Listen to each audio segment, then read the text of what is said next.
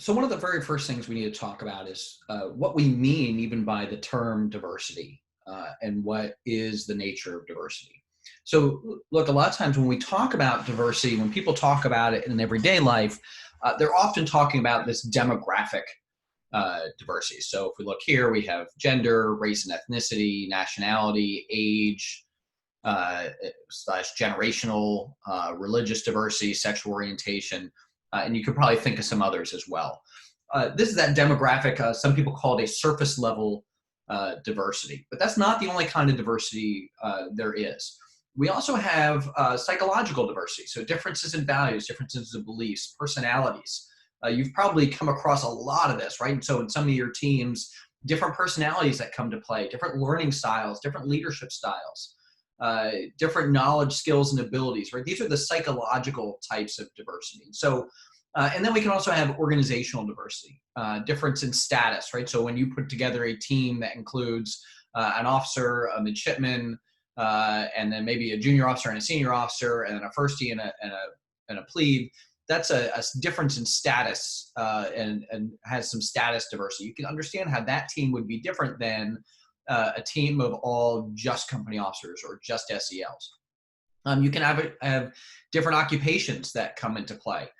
This will come to you as you think about the different and even department and divisions. We tend to organize the Navy Marine Corps around occupations. So our military occupational specialties in the Marine Corps, our ratings tend to be organized together in the Navy, right? So if you become the communications officer, my first tour was as communications officer. I had what we could then call the radiomen, are now called information technology professionals, but I had radiomen and signalmen. And even among those, right, signalmen, we don't even have anymore. Those were the folks who flew, who raised signal flags and did visual signaling and visual communication between ships. But even there, we had different departments. Well, within the division, we had different work centers. We had the work center with the radiomen in the radio shack, and we had a work center with the signalmen who were up on the signal bridge. So when you create a team, and we're going to talk a little bit later about functional diversity and having a cross-functional team, sometimes you want to make sure you have diversity in terms of people's expertise. So bringing the ETs and the ITs together can be an important thing, making sure there's representation from the engineering department as well as the operations department, as well as the combat systems department, making sure there's representation across different squads and platoons on teams is going to make a difference. And then there's also the question of tenure. Now, tenure in the Navy and Marine Corps is often associated with status. It's who's been around the longest. Out in the civilian sector, a lot of times people can have a long tenure, even if they haven't moved up in the organization. And so we explicitly think about tenure in those ways.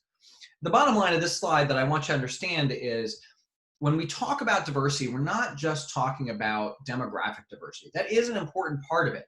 And it is something that you should be thinking about. But you should also be thinking about psychological diversity and organizational diversity.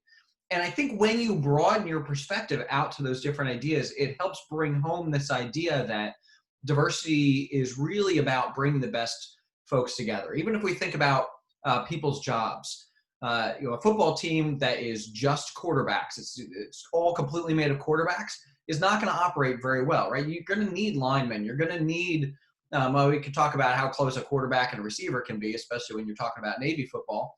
But you're still going to need people with different specialties that come into it to form that team. So when you're thinking about diversity, absolutely, we should be thinking about demographic diversity.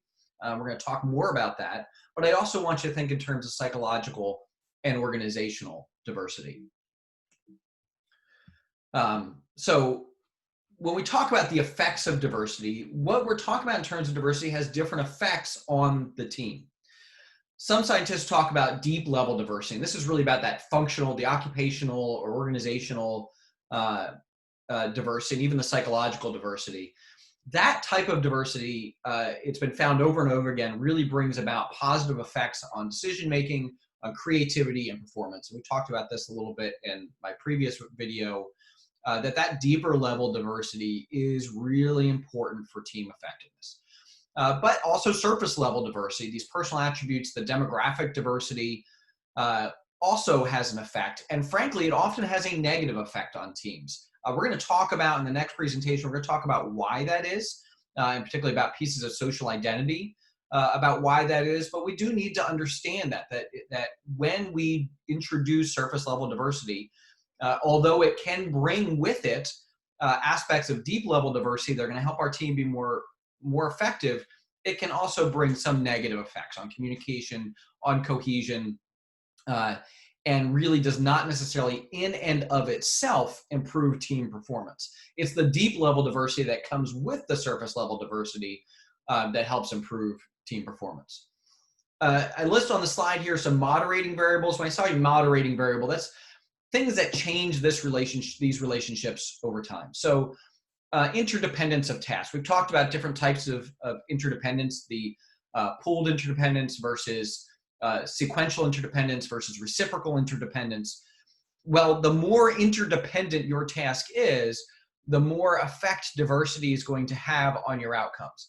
So for a lot of reciprocal interdependence, this is a very highly interdependent team, deep level diversity is going to have a stronger positive outcome, and surface level diversity is going to have a stronger negative outcome.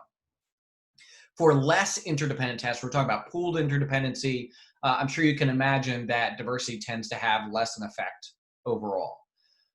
Team learning orientation makes a big difference. The more people, and that's really about having a growth mindset and people being open to new ideas. That also creates stronger effects from diversity. And then time that a team is together actually reduces the effects of diversity. As a team builds cohesion and becomes more of a team and creates more of a team mind, then the effects of diversity over time actually are reduced. So that's something that's certainly worth considering.